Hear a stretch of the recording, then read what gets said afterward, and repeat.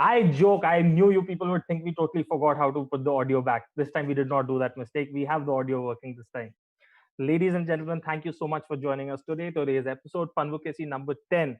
It is such a milestone for us because we did not know we would get this far, and it is a moment of joy and celebration.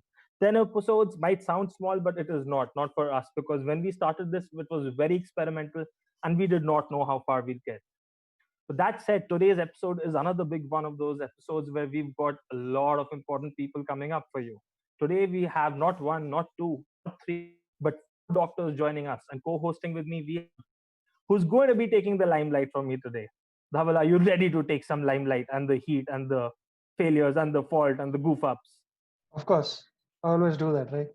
Excellent. So anything which goes wrong today, people, including my mistakes, are all Dhaval's fault. Please do remember those. That said, let's get down to who all we have joining us today. We have Dr. Vikas, Dr. Aparjit, Dr. Kiran, and Dr. Saitat. Now they're all doctors, and I'm going to be saying doc a lot today, so don't get me confused with Bugs Bunny. So we'll give you a small, very brief introduction, and we'll let everyone introduce themselves a little bit. Dr. Vikas is a pediatrician. I'm very bad at pronouncing that word. Dr. Vikas, please come online and tell me how to pronounce that correctly. Oh, that's a pediatrician. Mike, why can't I pronounce it correctly? It's like I can say most complicated words correctly, but that's just so tricky for me. I don't know why. My tongue just gets stuck up. Because it's got to do with kids, yeah? Absolutely. The fear of kids in me is kicking in. Yes. Because I'm no longer a kid, and it's my time to like start thinking about kids, and like there's too much kids in life now. Too much fear of kids. But Dr. Vikas, Yeah. please do tell us about yourself. I'm a pediatrician. I've been in practice for the last 20 years now. I graduated in 1994, and I was into a lot of sports, and now I'm into aero modeling, photography, and harm reduction as such, advocacy of harm reduction. That's what I do. Thank you, Dr. Vikas. We also have Dr. Aparjit joining us today, who's a pulmonologist and intensive care. Dr. Aparjit, please come online and give a small brief introduction about yourself. Fortunately for me, I can pronounce your specialities. Hi, I'm Dr. Aparjit. I've done my specialization in chest diseases, which makes the role for harm reduction more important on my part. And I take a special interest in curbing the menace all related to tobacco deaths. Thank you, Dr. Aparjit. And Dr. Kiran, if you would please come online and introduce yourself. Dr. Kiran is an orthopedic and a trauma surgeon. Yes. So, very easy way to think of me is I'm the bone doctor. So we deal in bones and joints, primarily fractures, trauma, and also a lot of joint replacements and arthroplasty, stuff like that. So I graduated in 2005, and I've been working since then. But my main interests also include a lot of sports, running, boxing, archery, but as well as like Dr. Vikas said, I'm also into THR in a big way. Being an ex-smoker myself, so I know how it feels. Right. Excellent. Thank you so much, Dr. Kiran. It's really interesting how a doctor of bones is so into boxing and archery, things which can potentially hurt bones. Is it like a field test? Do you experiment yourself?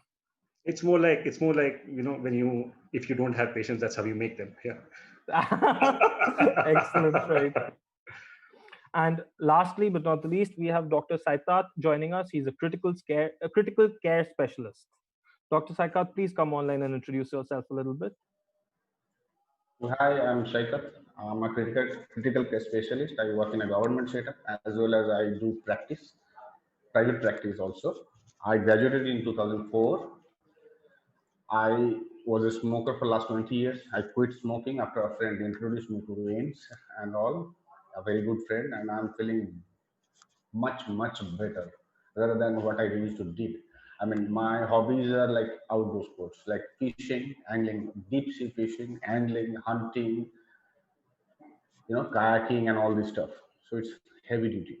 So when I used to smoke, I used to get fed up very easily, get tired very easily. On a blazing sun in the middle of the sea, on a kayak or a boat or a yacht, It takes, a lot. And now I feel the betterment, what I have done to myself. Right. Thank you, Dr. Saikath. And Wonderful. That's the feeling. And that's why I want to right. pass it out. So, as you Yes. guys must have noticed by now, we have doctors from different fields, but the one thing in common is they all were ex-smokers and they are now all switched to a safer alternative or quit. If I'm wrong over here, Dhaval, this is where you interrupt and tell me you're wrong. No, you are correct. All of Dhaval, them. please, the rules for this show are simple. I am allowed to make fool of myself, say anything wrong, but if you don't correct me, it's your fault. Your job All is to right. correct me when I go wrong, right? Yeah. So that said, before we get started, now that we have all the doctors here, let's get down to it. Doctors, why do I feel obligated to make a fool of myself on videos, seeking some sort of validation from people online? Why is it that I seem to have absolutely no self control on what I do in these streams? Why is it that I do these retarded things which make Samrat angry and mean? Is it some sort of lack of sanity or is it insanity? Just a part of my reality. At this point, I'm going to say the word profanity, not because I like to annoy humanity, but because it rhymes. And I like things which rhyme. I'm just joking, people. We're going to stop wasting time because that's just who I am. I had to add some stupidity to the show. But we're going to keep this a fun and a light show while we're going to get the doctors getting all the serious information. So starting today's show, we're going to go down to what has been your medical opinion on vaping and its harm reduction aspect. This is a question which I'm throwing to all the four doctors right now. And any one of you can start speaking and you can start giving me your medical opinion on vaping and its harm reduction aspect. Okay, Maybe, let me yeah, start.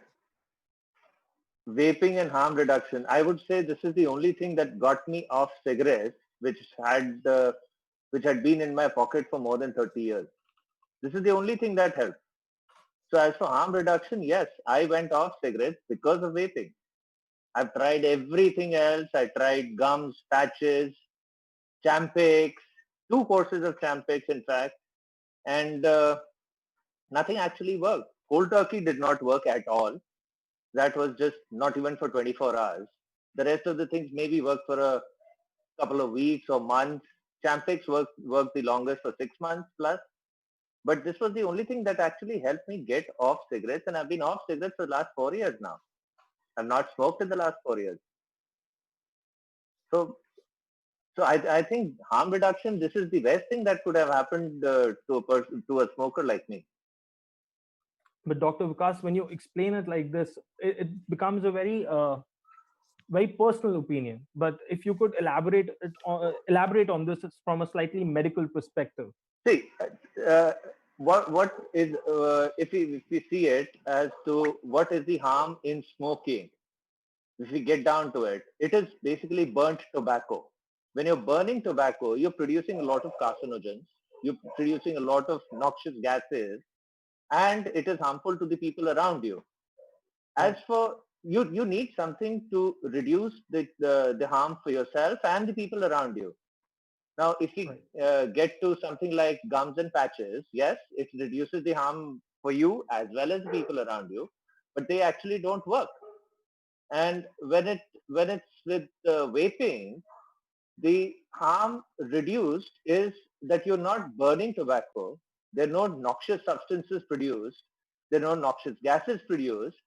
Yes, there is the thing of nicotine that you're taking in, and that is the reduction in the harm that you're doing. You're not producing you're not taking carcinogens, but you're taking your fix of nicotine. So that I would say is harm reduction in a big way. Right. That's one interesting take on the whole thing. But Dr. Kiran, you look like you're ready to speak and you add something to this. Yeah. So when you actually go down to it, why do we smoke? Why is it so hard to quit? It's basically because of nicotine. Now, what Dr. Vikas Jain was saying, that we would need to get our daily fix of nicotine. So that is the whole crux of it. The main the main the main the main thing with nicotine is it's very, very addictive. But as of itself, by itself, it's not harmful, no matter what everybody says. It is not. I mean, you can look at the science behind it. So it hooks you, and the rest of the stuff in the cigarette kills you. So vapes, or if you look at ENDS as a whole, it's basically the idea of removing uh, all the other stuff and only saving the nicotine. So the very thing that makes you want to go and smoke, if you separate it from all the other carcinogens, then that would make a much safer alternative. Of course, there are other concerns, but then we will also get to that. But that is where vapes work so well, because the action of smoking a cigarette, the action of drawing in smoke or clouds, and the action of exhaling, that is there with vapes, and that is not there with gums. That's a few of the reasons which has been shown that why gums and patches don't really work. Not to say that they don't work at all, they do work, but not for a large majority of people. We are looking at helping as many people as possible. If you look at the problem of smoking, it is so widespread, so prevalent. So we would want to reduce harm in a big way, and this would need to be done now. Right. So I think, yeah. Smoking, I Absolutely. feel, is basically a psychological dependence, more than a physical dependence. And as Kiran said, to add to it, with smoking, there is something which is called a hand-to-mouth movement. You take the cigarette and you take it to your mouth and you bring it back down. That dependence is something which is very strong in a lot of people, and that is taken care of with a vape device or an ENDS device. So that also takes care of the addiction part of it, the hand-to-mouth movement. Right. So there are multiple addictions. One is the habitual picking it up and the hand motion, which you're talking about, Dr. Vikas. And the other is, of course, nicotine is a highly addictive substance, but not as dangerous as portrayed by the media in general, if I'm not mistaken. So, True, true, true. so with that said, what you're essentially saying is that harm reduction potential of vape mods is actually much larger than what is accepted globally or is being admitted right now, because it can totally segregate out all the harmful things and still give you your addiction kicks. Absolutely. I think what cigarette does is we smoke because of the nicotine addiction which we have. We are burning the tobacco. We know when we burn a tobacco, there are thousands of carcinogens which we are inhaling, which in fact causes all sort of diseases from womb to tomb. So what I think is when you just instead heat an element and get your nicotine fix instead of burning the tobacco, this itself is a much larger scale of harm reduction that you are doing to your body. Dr. Parajit, why don't you, for the rest of us who are not this well versed with all of this, explain why is there such a huge difference and what is the difference between combustion and heating? So when we are burning the tobacco in a cigarette, so first of all, we are burning the paper. We are burning all the additives that are put inside the tobacco. We are inhaling all of that.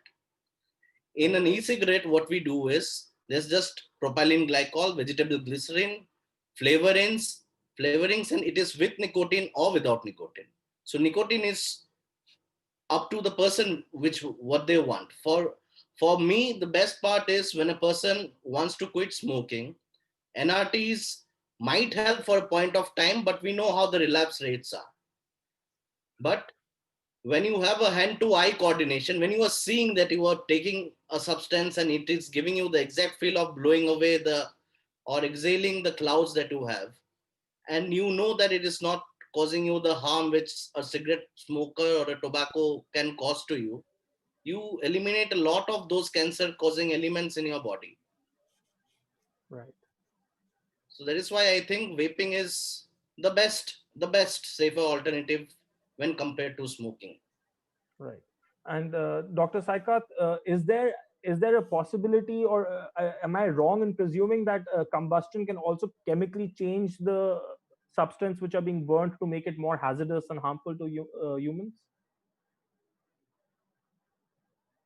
What I mean, you're talking about ends or you're talking about cigarettes? I'm talking about cigarettes right now because cigarettes have combustion in them. We are literally igniting See, and yeah, all right, and that combustion is incomplete. Do you know what incomplete combustion can produce? It's carbon monoxide. okay, Complete combustion produces carbon dioxide. right, Basic difference. Now the thing is that what everybody said is the physiological demand. It's in our psychology. Like when you lit up a cigarette and you smoke, inhale the smoke and you exhaling it, the same way the ends works or a vape right, works. Is the same thing. Like Dr. Kiran and Dr. Vikas said, because is the most important factor. It's the psychological thing. Second thing, when you lit up a cigarette, you are combining hundreds of carcinogenic substances. Plus, the most dangerous thing is the gum on which they roll their cigarette paper. It is made up of PVC. PVC. Can you imagine you are burning PVC and you are inhaling it? this when you say PVC, you mean the same PVC which is That used in the gum, that piping? gum, yeah, that gum is made up of PVC. Do you imagine you're burning PVC gum inside your lungs? It is the most single most dangerous thing. And the second most dangerous thing is the tar, Right, not to mention 68 or 70 other carcinogenic materials. right, So in effect, we reduce all carcinogens. I will not say reduce, remove all carcinogens and all the other harmful materials, and then just keep the aspect of nicotine inhalation purely in an ends device. Would that be an accurate statement? Very much That so. too, Very much that so. too, that too. But I just want to add one more thing. Now, this goes to what Dr. Vikas originally said about about reducing harm to others around you. Yeah, yeah. So that aspect is also one where vaping or ends scores big, because many, I mean, if you actually look at the science, if you look at the studies done, the exhaled air, it does not contain much of nicotine because most of it is absorbed by the lungs. And if you actually look at it, it's a heat not burn device, so you do not have any of the carcinogens. If you're looking at the basic compounds, if you, for example, want to talk about polythene, if you want to talk about PG is basically used in many other medicines. If you're talking, for example, inhalers, we see a lot of people using inhalers that also contains polyethylene glycol or PG. Okay. So the same things that are there in the vape have already been used for a long time, and they have an excellent safety profile. So having said that, when you look at the harm caused to you, which is less, and you look at the harm caused to others around you, which is even lesser, so it scores big in basically all categories. Okay. I So have a little mathematics on this. A cigarette is smoked in about 10 minutes. Each cigarette contains about anywhere from 8 to 16 milligrams of nicotine, out of which about 1 to 2 milligrams is absorbed. The rest is exhaled out in the air. Now, in a vape device, I've calculated it for myself. For me to vape 1 ml of the vape liquid, which contains 3 milligrams of nicotine, it takes me about anywhere from 1.5 to 3 hours, depending on how strongly I'm vaping. And a cigarette I'll finish up in 10 minutes.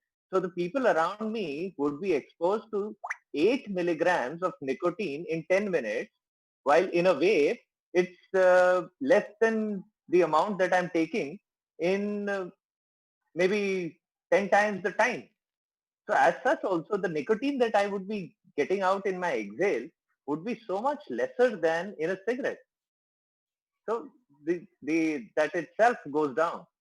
The that's a harm very goes down itself. interesting fact. I was not aware of almost any of this, which is excellent. Right. yeah. We do have a few shout outs from the people who are watching us. By the way, I'm so sorry to interrupt the flow, but for this, Dr. Rabinder Chabra says, Dr. Vikas, thank you so much. That's quite interesting.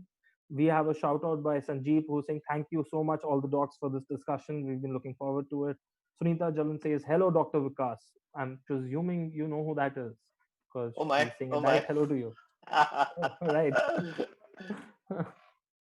So, yes, with that, Dhaval, maybe you can ask the next question to the doctors. Yeah. So when we talk about the reduced, extremely reduced harm profile, would you have suggested vaping to your patients who smoked? You know, that this was prior to the ban. Now it's illegal, but if it was legal now, would you have preferred suggesting vapes or ENS devices to your patients? Personally, for me, no, absolutely not. All my patients are pediatric. Absolutely not. I No would one. have, I would have,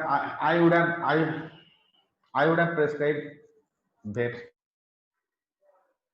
all of them. You know why? Because NHS in UK officially prescribes vaping as an alternative option. Whoever wants to quit smoking. Someone please go and tell these politicians that America is not the world. Right. Yeah. That is I have not prescribed. We are not allowed to prescribe, but I have made many numbers of patients who have come to my clinic.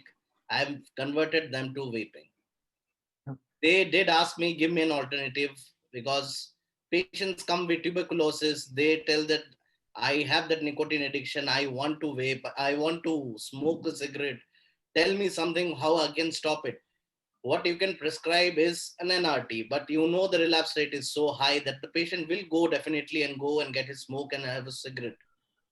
I have converted at least 10 of my patients to a vapor, and I am in touch with them. They ask me the do's and don'ts of vaping as well. Given the times now, if the government officially makes vaping legal, I'll probably convert rest of all the patients that I get in my life to vaping. That's excellent. That is what government. That is what government doesn't want you to do. right. So you I may be have a very thinking, small story, if yeah, it's all right. There's one of my aero modeling colleagues, a gentleman in Bombay. I was at an event in Ambi Valley a couple of years ago, and I was vaping, and this older gentleman came up to me and he said, "What is this?" And I explained to him, and he said, "नहीं नहीं, vaping तो बहुत खराब चीज होती है, and उसके तो lung damage ज़्यादा होता है, etc. etc." Then he went back and read about vaping. He called me up from Bombay and he said, "Vikas, where can I get this device?" This was before the ban. So I directed him to a couple of people and he got his device. He started vaping. He was something like a 60 cigarette smoker a day. And he went down from 60 cigarettes to zero in less than a week. And I got a call from him during the lockdown. It was, I think, May 15th or 16th. And he said, "Vikas, I can't wait till July to say something to you." I said, "What is it, sir?" So he said, "Vikas, July 1st को मैंने vaping start किया था and 6th को मैंने cigarette छोड़ा था. I just wanted to thank you for getting me off my cough, which I had been having for the last 40 years. He stopped coughing. And he said, my friends look at me and they say, "I've got a better looking skin. I'm breathing much easier. I've started cycling also." And it was very heartwarming to hear him say, "Thank you, Vikas, for getting me off cigarettes." And a much older gentleman. And So that's, that is what vaping does. yeah. and So I you think may be, we've yeah. So go ahead. yeah. So you may be thinking that what does smoking have to do with orthopedics? But smoking, unfortunately, when you have a fracture, it just doesn't heal. You have wounds, they don't heal, they get infected. So, I mean, most of the people, unless they have quit smoking for at least 6 weeks or so, we do not do elective surgeries. We actually try to get them off smoking before surgeries if it's possible. Not always possible in accidents, not always possible in fractures, but that's where we are. So prior to the ban, I have actually shared my story with a lot of my patients and I actually got them on vaping. Uh, like your friend, Dr. Vikas, even I remember the date I quit smoking. So it was on 6th September 2016. I started vaping on that day, and I haven't smoked a cigarette since. Epic. That's an achievement. Yep. That is a good bit of information as well, what smoking has to do with bones, because that is another thing which I did not know. If you are doing any kind of a surgery or a wound which has to heal, smoking will intervene. I was not aware of that. But on that note, vaping is significantly safer than smoking in that aspect. I think it's at least 95% safer. And these are not my words. If you actually speak to the NHS UK, this is their words. It's about Right. 95% harm reduction. Which is a big deal by itself. Yeah, of 95% harm course. reduction by itself should win the argument. There should be no discussion further, but unfortunately there is. But The in a the nutshell, five then percent, the 5% I guess they talk about is the nicotine addiction, yeah, because that's the only thing left. Yeah, yeah, could 5% be. harm is the nicotine addiction. Quite possible. Quite possible. Quite possibly, yes. So I'm going to summarize this point altogether by asking all of you a yes or a no question by giving you a hypothetical example. It's the same example for all four of you. An average person, 30 to 35 years old, walks in, has been smoking for the last, let's be real, people start smoking very young, but let's just say he started smoking when he was 18. So he's been smoking for some 15 odd years now. Would you, as a doctor, tell him to quit smoking, and if he can't quit smoking, switch to a safer alternative such as vaping? Or would you tell him to just keep smoking if he can't quit? If you have to tell him to quit, which obviously as a doctor you will tell him, would you tell him that if he's not being able to quit cold turkey, to switch to a safer alternative? Or would you tell him to quit cold turkey or use gums? Would you open up vaping as an alternative to him if it were legal in India? That said, so I would give him all the options available. I yeah, would, it would be an informed consent, and I would let him try everything. And then finally, I'm sure he would quit with vaping only. right. Since it's a And yes or no question, it's yes. yes, you would. Absolutely. Great. And Dr. Aparajit? Yes, from me also. I will give Right. him all the options. I'll give him the most important thing, which is the psychological counseling. Right. If he can quit cold turkey, nothing better than that. If he cannot, of course, vaping is the best alternative that he can. And Dr. Saikat, you've already given your yes. Thank you so much. So that summarizes. I just wanted this to be summarized because at times we're having a discussion and we can get more technical in details. But if I have to summarize it, there you've heard it from all the doctors. In their opinion, unfortunately, as of right now, because of the rules and the laws, they cannot legally prescribe this kind of a solution to you, but this is their recommendation. Because of their understanding, they're telling you should know all the options, you should know all the alternatives, and it is up to you which one you choose. But the lower in the harm category you go, the better off you are. Nothing is better than quitting cold turkey, but if you can't quit cold turkey, at least switch to a safer alternative. This is the summary of this point, pretty much, more or less, in case anyone did not get it. The detailed description, please rewind and watch again. But on that note, when you compare between gums, patches, and vaping, what is the success rate? Because we just spoke about how people should quit now, but what is the success rates? Dr. Vikas, maybe you'll, because you seem to be quite a statistician over here with all the numbers, which YouTube seems to be agreeing with. We seem to be getting Okay. people saying, thank you so much for explaining it with those numbers. Uh, See, I don't have the exact numbers, but ballpark figures. Cold Yeah, turkey, I think, is about 0.3% people actually can quit cold turkey. right. Gums and patches can reach up to about 7 to 9%. Okay. And it has been seen that about 43% people can quit with vaping. So Wow. if the percentages are seen, it is huge. Cold turkey is bad. It's very difficult. Most people can't quit cold turkey. Right. So So, but these are there is a ballpark huge figures. difference. And is this, do these figures resonate well with all the other doctors as well? Do you people agree that these figures are on the because he did say it's a ballpark figure which he's giving. Do they sound realistic to everyone over here? Because this is a discussion where we want everyone's Yes. opinion. So basically, we as bone doctors are the lower life forms among doctors. So I don't think I'm qualified to comment on statistics. I'll leave it to the others. Right. Okay. Dr. Parajit. Probably I I don't. I don't have a ballpark figure. Probably what Dr. Vikas is telling might be true. Okay. And I'll go with Dr. Because since he is so much into statistics, I don't have the figure. I right, like last time I read it was in my graduation days, the right, statistics. But I feel this vaping is should be the highest. I mean, it could be much successful. It could be. right. But Dr. Saikat, on that note, then maybe let me just ask you this: do you know other people who were smokers and who've quit? Without vape, no. With vape, I have made them quit. At least 10, 12 friends of mine and two, three like patients of mine. Excellent. So, in your experience, a lot of people have been able to quit. 10, 12 is a big number. That's a lot of lives influenced, impacted, and saved. So, they were able to quit with the help of vapes, but not without vapes, is what you're saying. Yeah, because I introduced them, they were interested to quit smoking as well. Right, So they were taking all sorts of gums and then nicotine patches and all. Then they consulted me. Okay, Shekhar, what should I do? Give me a reasonable option.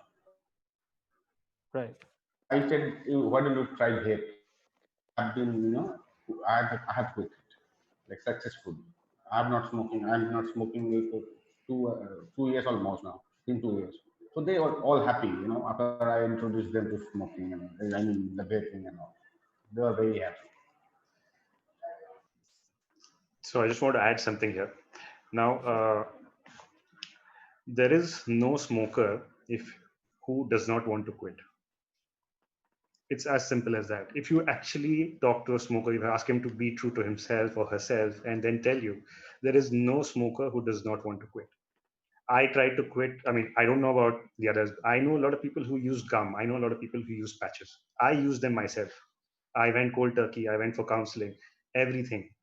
Uh, Prior to vaping, I've tried everything. In fact, I quit 5 or 6 times. I even went for the drug trials with Champix, just like Dr. Vikas. So if I was actually being true to myself, it would always be like, oh, you know what? It's just one cigarette. It's just one cigarette. We just go have one cigarette and then, we'll stop over there. Or I can always quit, but I don't want to. So there is no smoker who does not want to quit. And there are so many methods of trying to quit. But if you look at all the evidence, the rates the rates of relapse are very high for almost all the other methods except for ENDs. This I know because I have looked at the numbers from NHS. So when they start advising their patients to go and start vaping, that should tell you something. If you look at yep, our whole field, many of our guidelines, many of our statistics, they come from the UK. UK has a very large network of government hospitals. It's all free over there. But they are basically the trendsetters for the rest of the world. Most of our guidelines, like I said. So if they have endorsed this, then it bears, I mean, we should not be sort of banning it or dismissing it out of hand without a proper discussion. right, That's my two Most cents. importantly, most importantly, NH follows evidence-based practice. That is the most important thing. Whereas in all the other developed countries, the health policies they're being manipulated just like India. Just like India. All are manipulated. Only NHS that just because it's free, nobody is interested. No tobacco company is interested. So that is why they do follow the evidence-based practice. That's important. naturally, when you've taken the monetary movement out of it, when you've taken the profitability and the business aspect out of it, it becomes all about professionalism in healthcare, and if they, the world trendsetters, are agreeing that vaping is 95% safer, we should not take it lightly. Absolutely. Dr. Parajit, if you would want to explain to me, why is there such a disparity between the quit rates? Maybe, very briefly, you could tell us why uh, vaping has such high success rates for people who want to quit smoking as compared to other options which are available. People try an artist. The half life is very poor. The fix which you get from smoking a cigarette, that buzz which you get in your brain, which releases the dopamine, which causes the more of addiction. The half life of NRTs are quite less, very less. So they do not get the satisfaction that they desire. Smoking is all about satisfaction. You smoke, your dopamine releases, it makes you hooked to it, but for a very short period of time. Then your nicotinic receptors crave for it more. That is when you light another cigarette. So what happens in NRT is that the half-life is extremely less. To reach that level of nicotine buzz, it takes a long period of time, which causes more of the relapse because the patient does not get satisfied. What you do in vaping is, you were saying you were holding a e-cigarette which probably might look like a cigarette. You put it in your mouth, you inhale it, you blow the clouds, which typically mimics the action of a smoker. So for me, that is the reason people are getting their nicotine fix, and in an extremely less harmful way.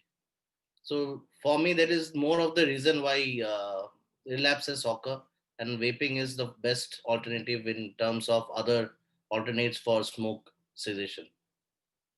That's very interesting, because we've not really discussed about the dopamine which is released when smoking, and it's definitely a big aspect. Thank you for bringing that up. Dr. Parajit, I'd also want to ask you to elaborate a little bit on snooze versus vaping, if you can. So snooze is a form of another safer alternative for tobacco cessation. So what you do, snooze can be made of tobacco, and now we have snooze which don't have tobacco either. Snooze, I don't have a very broad perspective about snooze. What I have read about it is that is also it. Some studies say that it's 98% safer than smoking. So another thing is snooze gives you the fastest way to get your nicotine fix.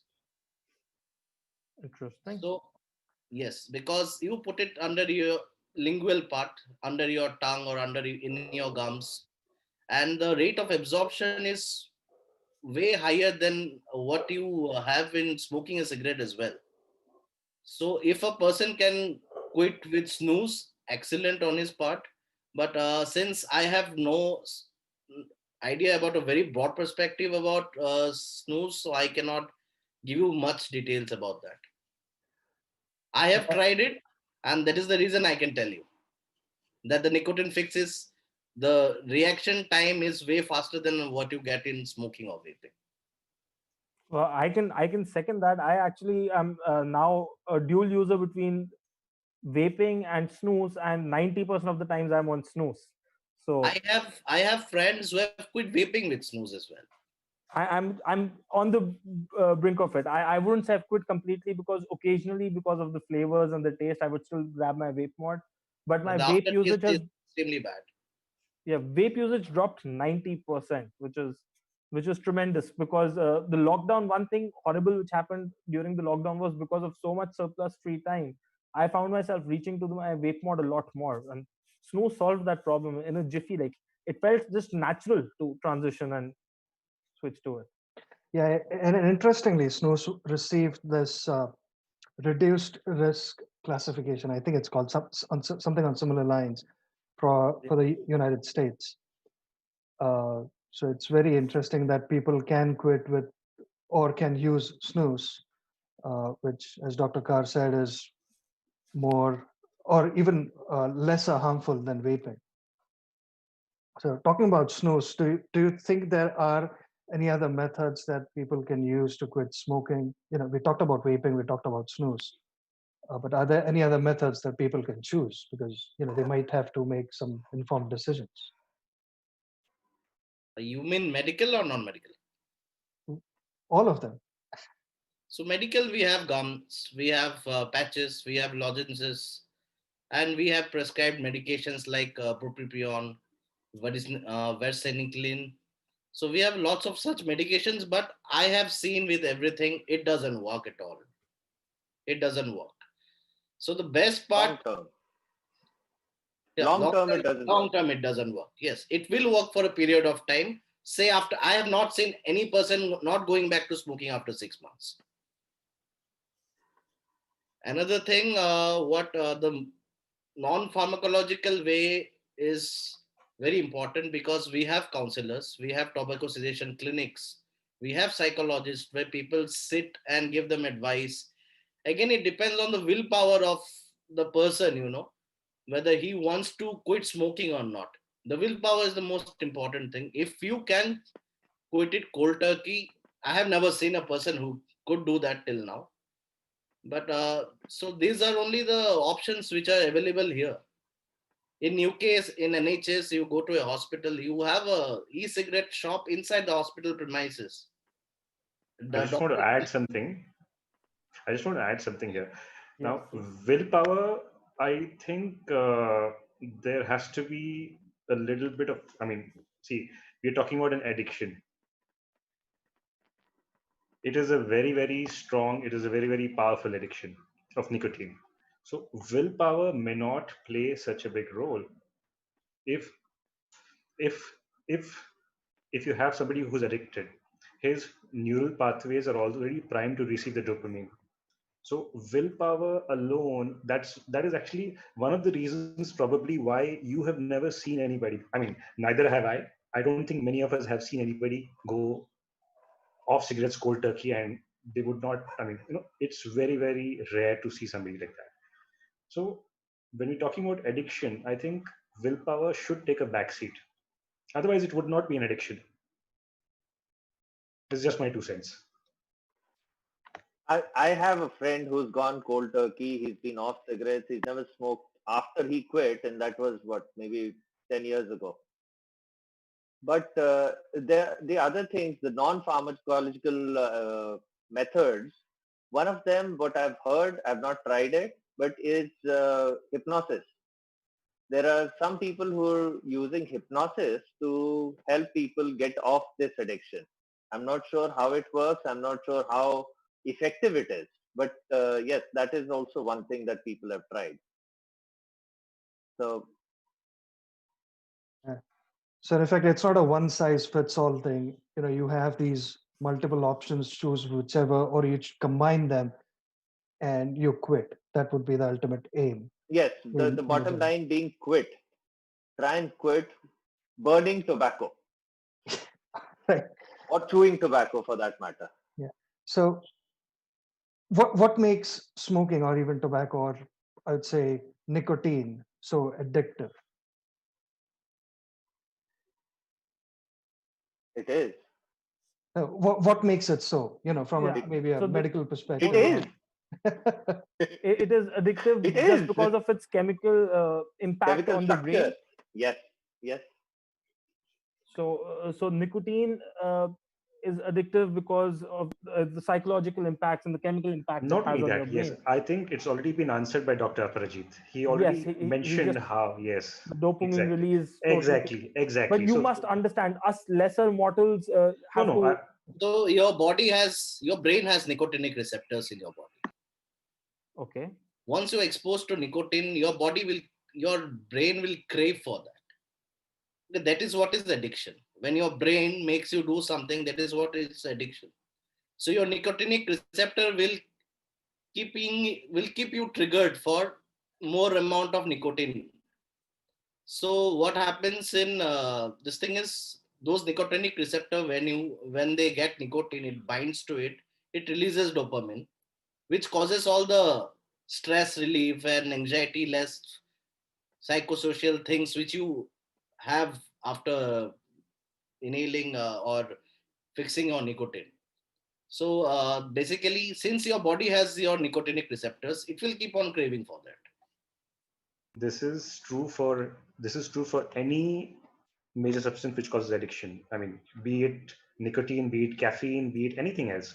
So over time it causes changes in the brain's nerves. It actually rewires your brain, so to speak.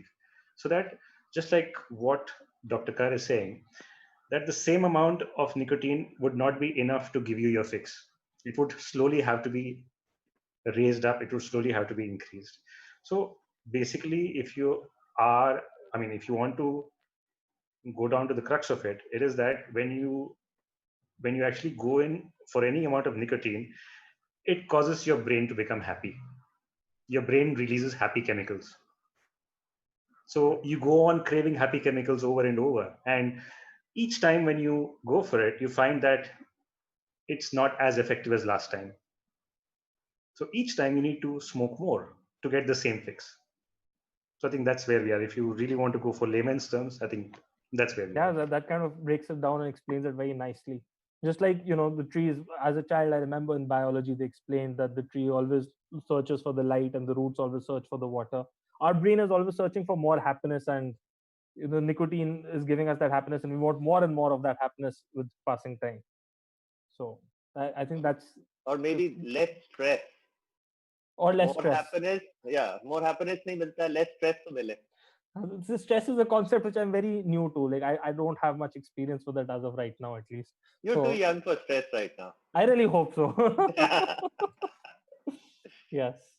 But there's this perception, and I don't know. See, I just don't know these answers, and I'm going to take all your words for it.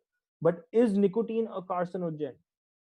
Does nicotine in specific cause cancer? Because I know tobacco causes cancer. I get that. But is nicotine the culprit over there? No, absolutely not.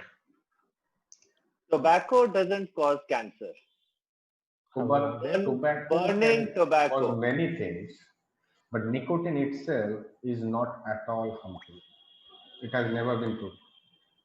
Okay. So Burning tobacco I causes stirred up the cancer. doctors here with this question. Nice. I would say nicotine is not completely harmless. Nicotine is harmful, but nicotine is not carcinogenic. Okay. Nicotine does cause a lot of things. It causes an increased blood pressure. It causes contraction of the arteries. These are the side effects of nicotine. But being a carcinogen is not a side effect of nicotine.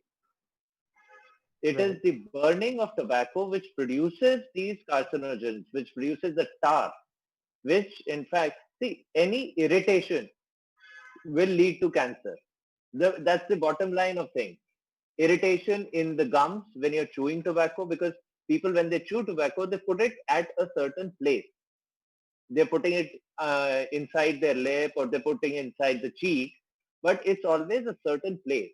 And wherever, what is cancer? Cancer is the immune response of the body to produce more cells to heal the injury. So wherever there is going to be an injury repeatedly, cancer is going to develop there. Now, nicotine is not irritating. It is addictive. Tobacco burning or tobacco chewing is something that leads to cancer because of the process. So addiction is there. Carcinogenesis is not. Okay. So it's same thing with, let's say, coffee or tea, that you have to get your fix, but it's not harmful in that manner. It can't be carcinogenic. So coffee, you have a lot of coffee, you get an increased heart rate. Mhm. Your blood pressure increases. But that does not mean. Caffeine actually, makes a sense of well-being. Okay. That's the sentence. That's the word. Sense of well-being. It makes a thing where you feel like everything is good. Right. Yeah. So actually, if you actually look at it, all these things that we mentioned, coffee, tea, and stuff like that, they can be bad in large amounts. Like if you do not take them in moderation, they can be harmful. But if you look at cigarettes, that's not the case. There is no moderation for cigarettes. You can't. One cigarette is harmful, right? Yeah. But at that point, you need to realize the reason why you reach for one cigarette is nicotine. That is not harmful by itself. It hooks you, and the rest of it kills you. Right. So would it be the case that nicotine would almost always associated with tobacco or even cigarette? Maybe that has created a general perception that nicotine is carcinogenic in maybe layman terms. Quite possible if you were being really kind and charitable. But I think some people just want to misunderstand. I think some people just want to control the narrative.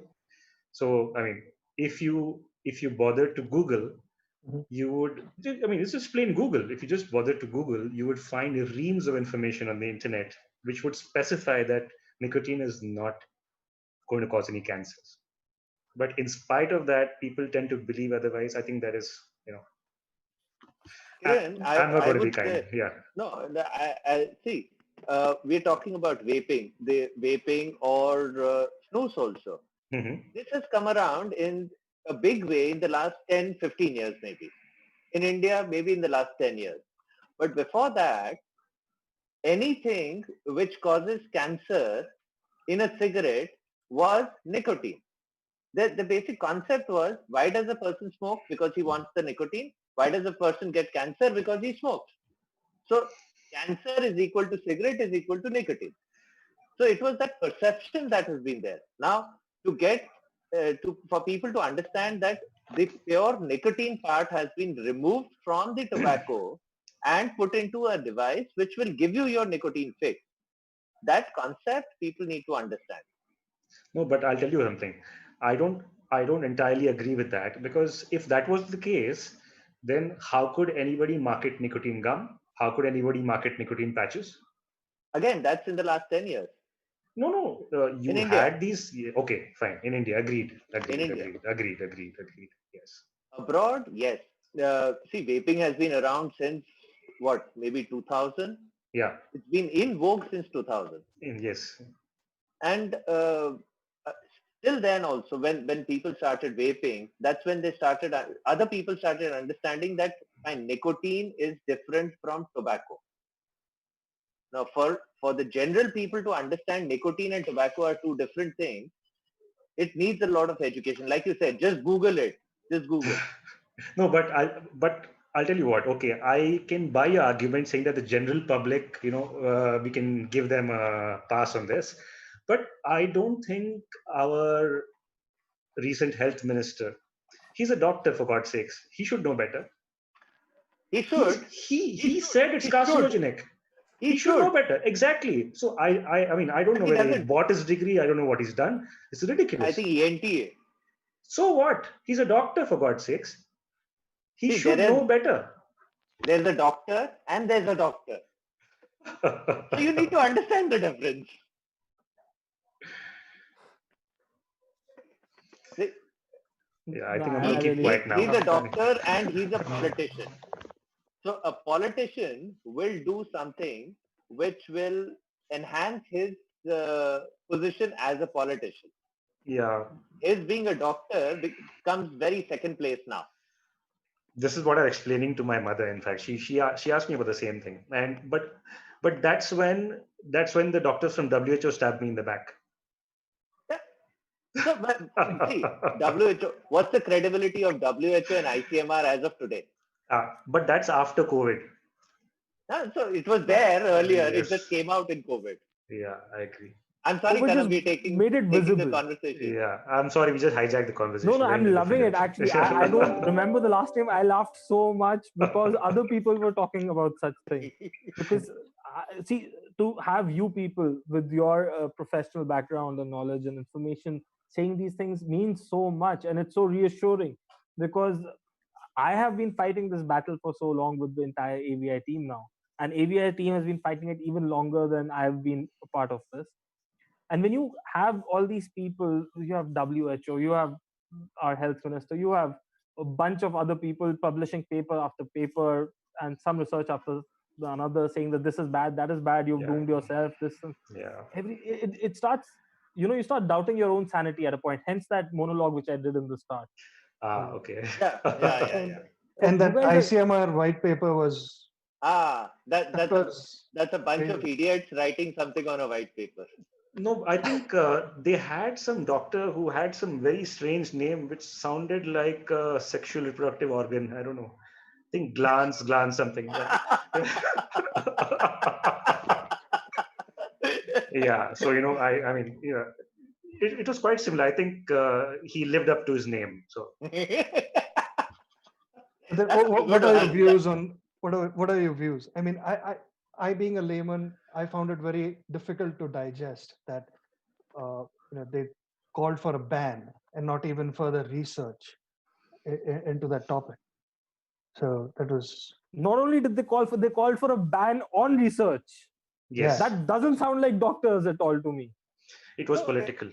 it was pure political. If I just go around the same time, what happened was that US, with that THC scare that they had, they banned it on one day. They said no more vaping. And around the same time, our esteemed Prime Minister was there in the US, or in consultation with the great Mr. Trump. He did the same thing here, and what happened was it happened in a single day, that they came up with this white paper. They came up with this narrative of vaping being bad and wrong and to ban it. So I would say that the Indian government has just followed the US like a little puppy following its master. And Dr. Vikas, yep, do you remember what happened with the major scare in the US about the THC vapes? yeah, it was vitamin E acetate. The Exactly, THC was precisely. cut with vitamin E acetate. But And nobody reported that. no, the CDC has gone back on it. CDC in the site has now saying that it is THC, which was cut with vitamin E acetate, and that was the cause of the EVALI that they have named it. And they have given a recommendation that nicotine vaping is not as bad as cigarettes. I think it was a few days ago. Please correct me, Kana. Was it there? The CDC recommendation? I'm not the right person to answer that. That Okay. would be actually Samrat. He's the one who updates us on all those Okay. international affairs So most of the there was time. something on the CDC site. I might be getting the words wrong, but there was something in which they've gone back on their stance to say that nicotine vaping is equivalent to EVALI. So that was the I thing. can confirm that a lot of the papers which were published and which were bombarding vaping and saying it's bad have been questioned, withdrawn, and pulled back. And they've now been Yeah. corrected, and they've admitted that their information was either wrong or misrepresented, or they were forced into giving that kind of information out. So that is there, but exactly which paper said what at which time, which date, and when they rectified what they were saying was a little difficult for me to follow. It becomes Yes. it's like I said, there's too many papers. I'm not even familiar with these terms. I can't even say half of the medical terms, pronounce them correctly, and when they start bombarding it with us with so much, it becomes a little difficult. What I think, first of all, THC was never equated with vaping or electronic cigarettes. Electronic cigarette and vaping was always about e-liquids, which has the normal nicotine. THC was never in the picture. Out of everywhere or out of nowhere, they completely discarded what nicotine and the normal e-liquid is, and they've shifted it towards only THC. And this is what caused the havoc in the world, and which made India ban it absolutely outright. Dr. Parajit, over here, do you think, is it potentially possible that they used this as an excuse to ban vaping, that their intentions were political, but they used this situation as the excuse to ban It it was very in such a easy way? for them. It was extremely easy for them. The news were out. They were focusing it all on CNN and BBCs. People were watching all this news. And then they thought that it's the perfect time to ban it, since the Janta will be with them in the same, process of thought. Right. Yeah, and I think it's the case for all other middle income countries Yes. also. they found the perfect reason, so to speak, to ban, and which was very sad to hear. Yes. Right? We got Philippines and whatnot. Now, if you look at See, the the timeline of the ban, politicians, yeah. Go ahead, Now, if you Dr. look see at Seth. the yeah, sorry, yeah, Dr. yeah, Secretary. see the politicians. They understand only one thing, winning the election and retain the power. How do you know that they didn't accept money from the tobacco lobby or something? They might have, you know.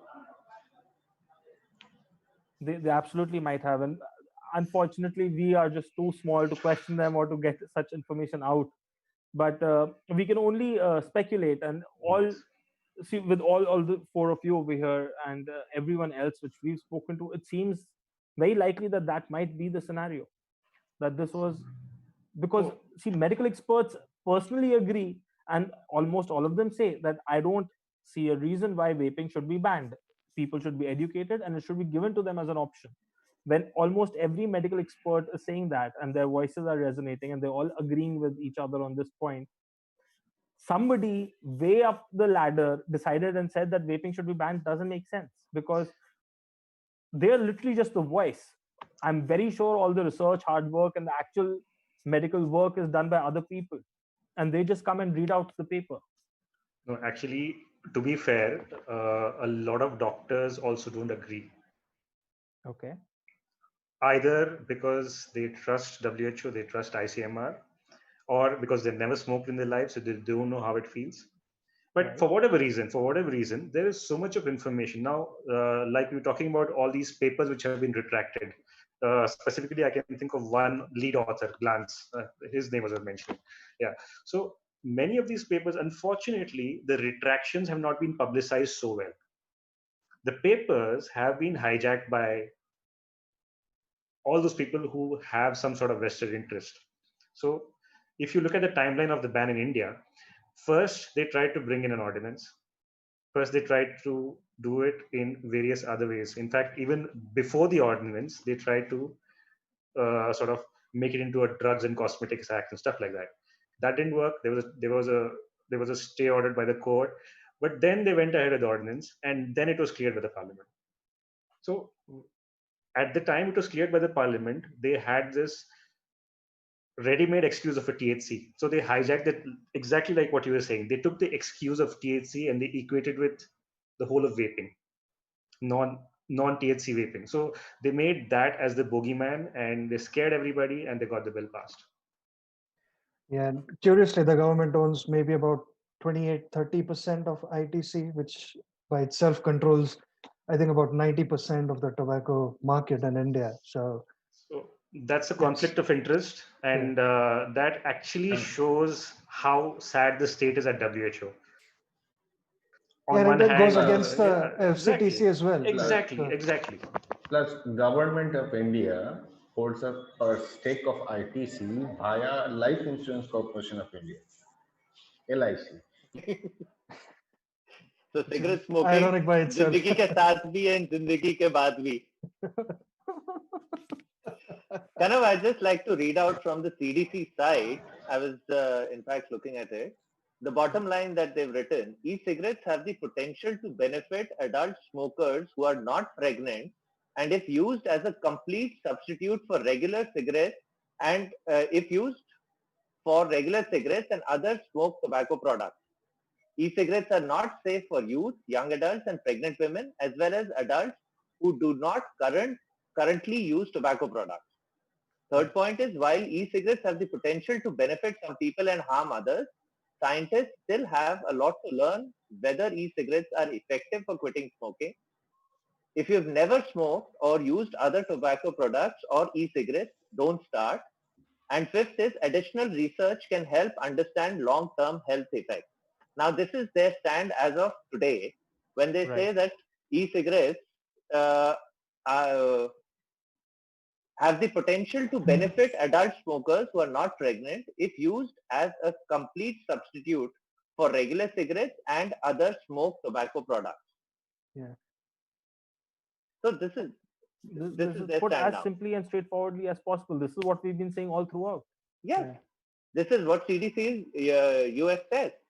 Center And for that's the Disease Control. official stand today, which is, Yes, but that yes. is not being publicized. That is not being blown out of proportions. Media is not showing that, unfortunately. That is what we need to do, maybe.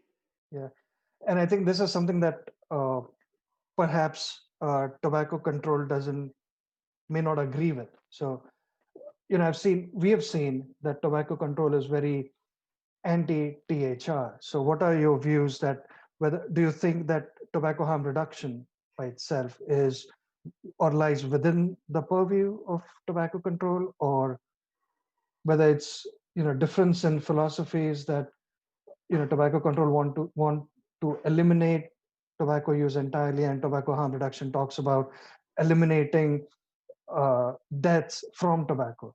Maybe it's a difference in policy, or See, I think the word tobacco control would, if they wanted to eliminate, they should have used the word tobacco eliminate. If they're saying tobacco control, that needs to have tobacco harm reduction in the whole process. If they're saying control something, that doesn't mean eliminate it. But I guess that the concept of harm reduction is still not reached the people who are propagating or promoting tobacco control policies. So they need to get on board with it. They need to understand that this is also a way of controlling the harm that tobacco is doing to the population of the world. yeah. Right. Dr. Over here, we do have a few questions actually. So I'm going to, Dr. Saikat, maybe you can answer this better for us right now.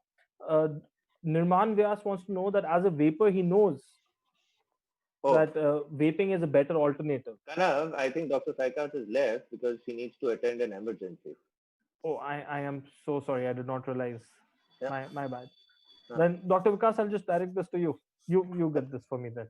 So, Okay. Nirman Vyas wants to know, as a vapor, he knows that vaping is a better, safer alternative. He gets that, and he wants to know if vaping has an impact and does any harm to his stamina and endurance levels. Does it also, like smoking definitely can destroy your stamina and endurance levels, but vaping, does it also have the same impact?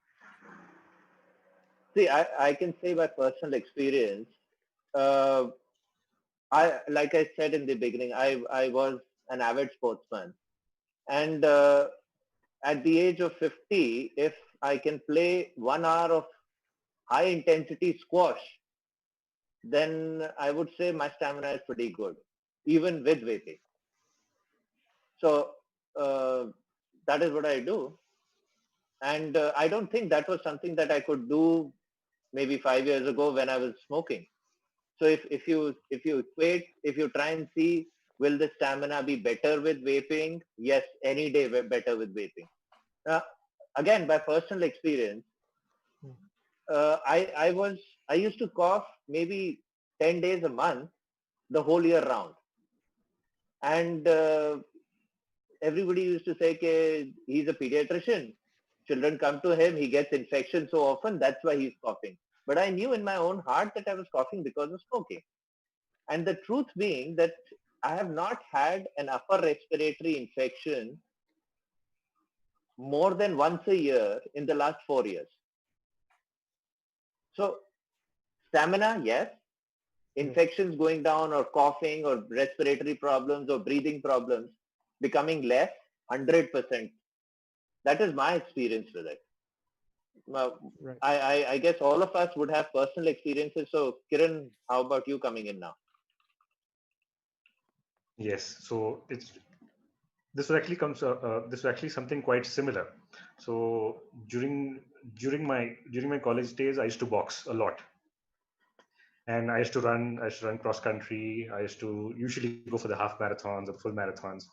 But then, I actually picked up smoking quite late. Quite late, I say. Usually, most of my friends were smoking by the age of 16 or 17, I guess. I started when I was 25, and a good 12 years I smoked. So at the end of that, I mean, I had a lot of difficulty even doing short runs. If I was going for a 5K run or even a 10K run, it was quite difficult. So my stamina was suffering as it is.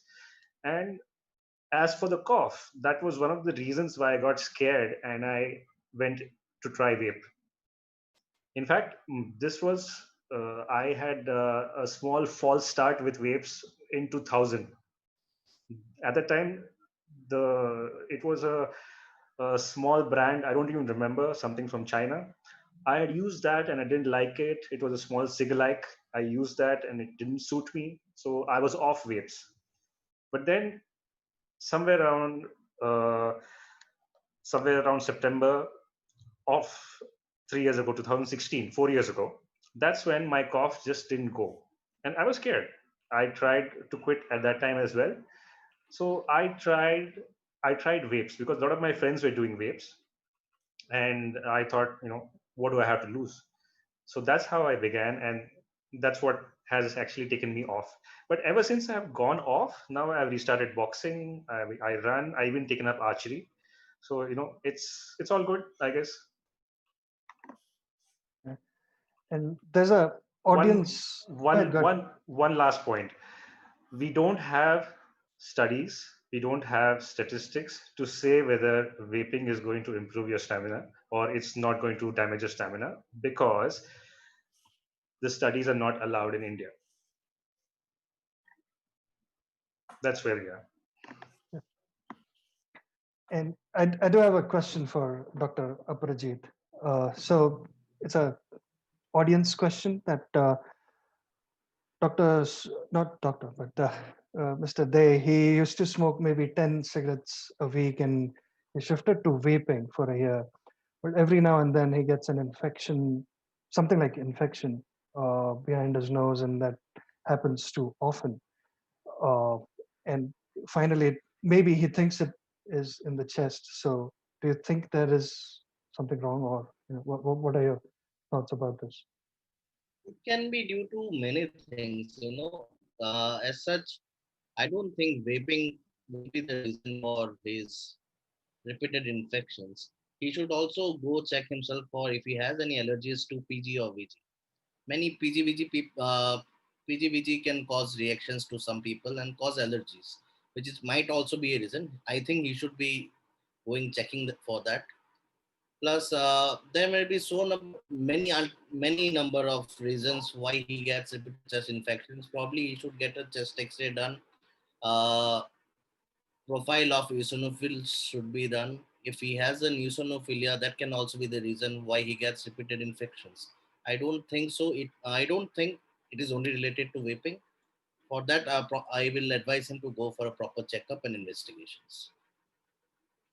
I'd just like to add to it. Maybe if he has something behind the nose, then polyps is one thing which is most commonly ignored.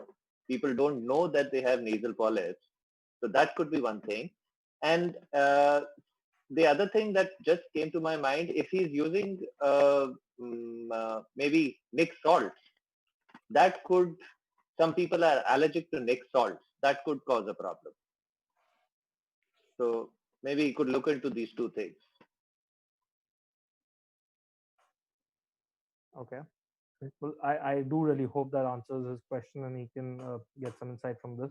It is always, guys, over here, they can give you a very generalized and a very basic answer. You must understand, for a doctor to give you a thorough answer, they have 10,000 questions which they'll have to ask you.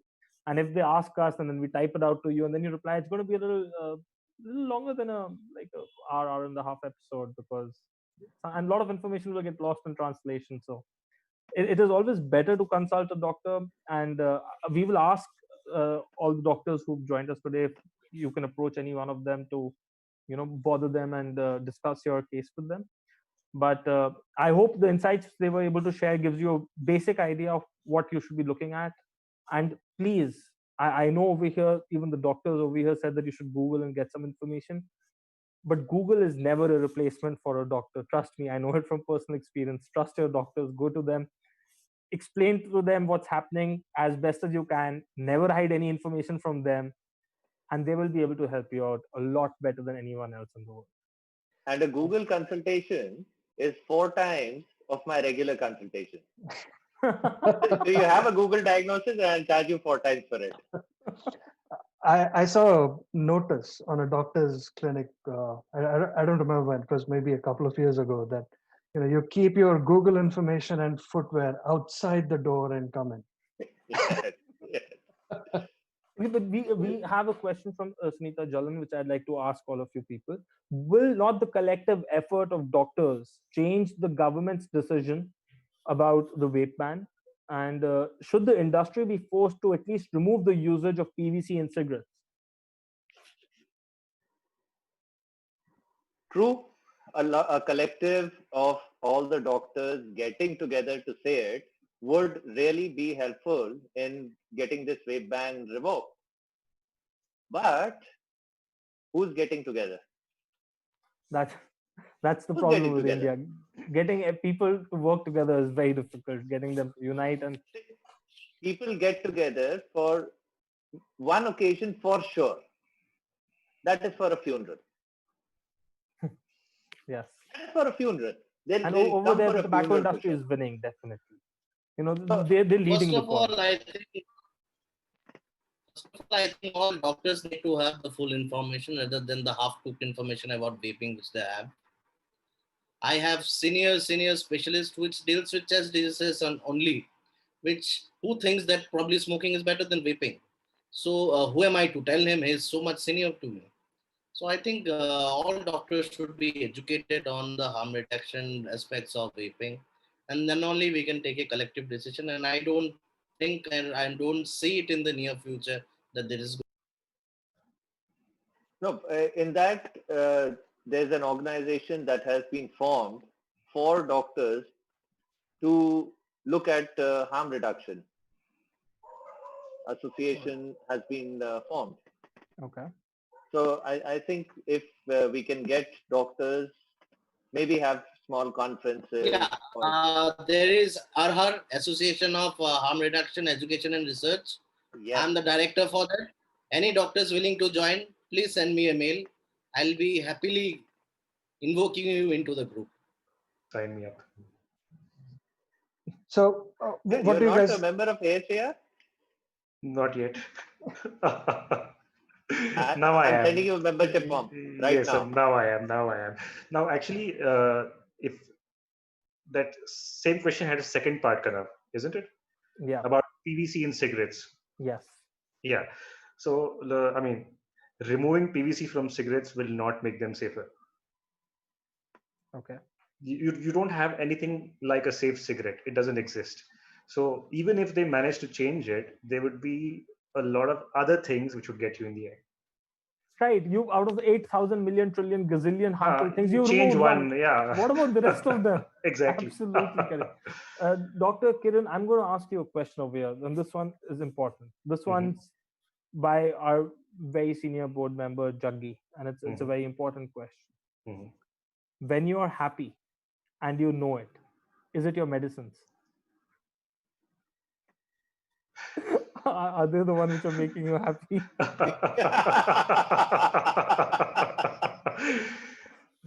We are always happy. Orthopedic surgeons are always the happiest of the lot. So, Right. Or it's just the kick from the coke. Could be.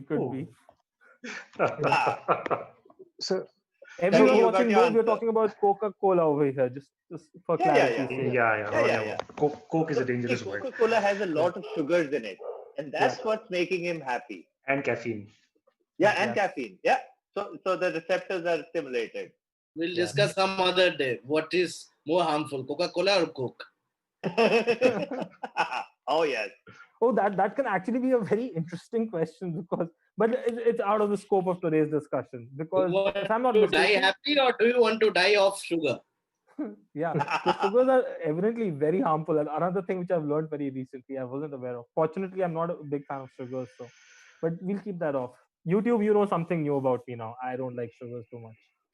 But okay, we still sticking to the topic and viewers, I would like to remind you all that your participation and your feedback is very important to us. So if you have any questions, now is a good time to ask because we're going to be wrapping up very soon.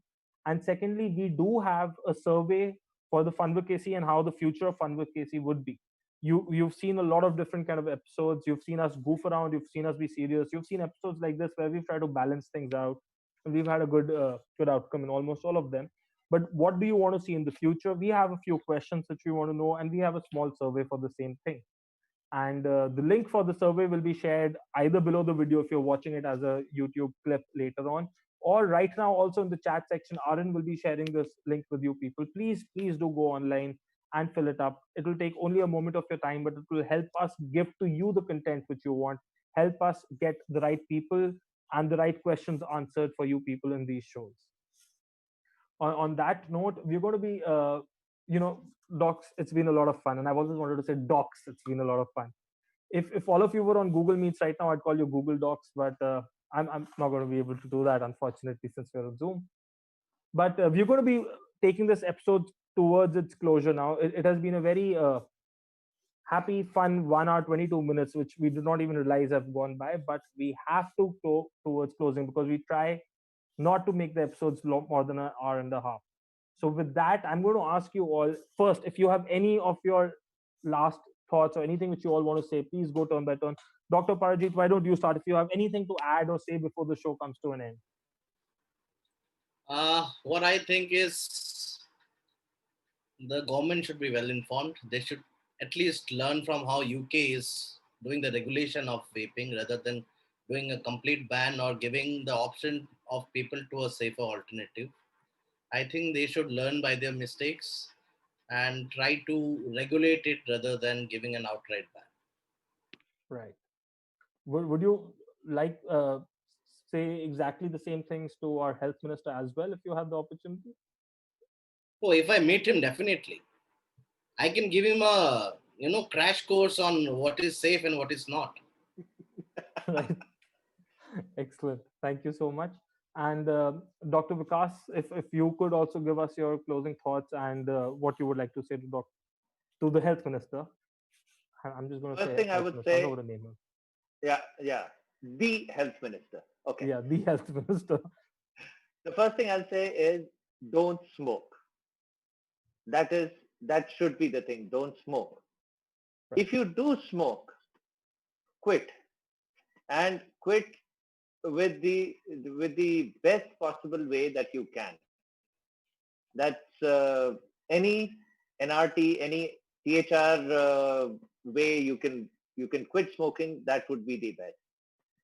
As for the health minister, I just hope that he wakes up, he sees the sun, he he starts he goes back to his college days, starts reading again instead of being a blind follower of something. He needs to get back to reading about, see, medicine is an ever evolving science. He needs to read up, he needs to know what is the latest, what is happening. And if he's just following what he read maybe 30 years ago, then he's already outdated. He should not be called a, okay, fine, he's the health minister, that's a political thing. I'm not going to go that way. Yes, But yes, he yes. needs to read up again. He needs to understand that science changes. Yep. So that's what my take would be on it.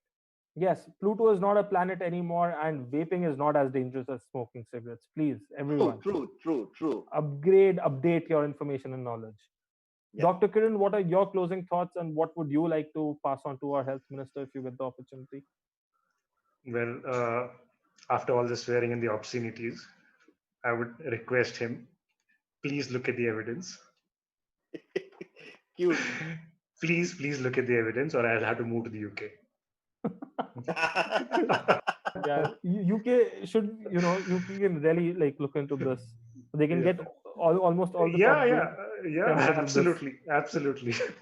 Yeah, and even New Zealand, for that matter, they just passed a regulation Yes, for yes. vaping. Absolutely. There's Oh, another Yeah, I big fast news remember which that. progress. Yes, we that's great totally And news. forgot to update you all on. New Zealand has passed a new vaping legislation law, which is not the best thing when you get into it. And I'm not very well versed with it. We'll have a small video about it coming very soon, and we'll be posting it on YouTube so that you can hear it from us.